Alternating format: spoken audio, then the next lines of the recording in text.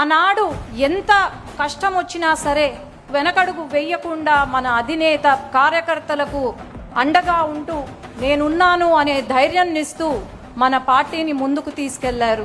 ఈరోజు మనము ఒకటే మన మనసులో ఉండాలి. మనం పని చేసేది మన పార్టీ కోసం, మన అధినేత కోసం, అట్లాగే మన పార్టీ యొక్క నినాదం కోసం తప్ప వ్యక్తిగతంగా కాదు అని నేను తెలియజేసుకుంటున్నాను. మనం ఎప్పుడూ కూడా మనం పడిన కష్టాన్ని మర్చిపోకూడదు. అట్లాగే మన అధినేత పడిన అవమానం మనం మర్చిపోకూడదు.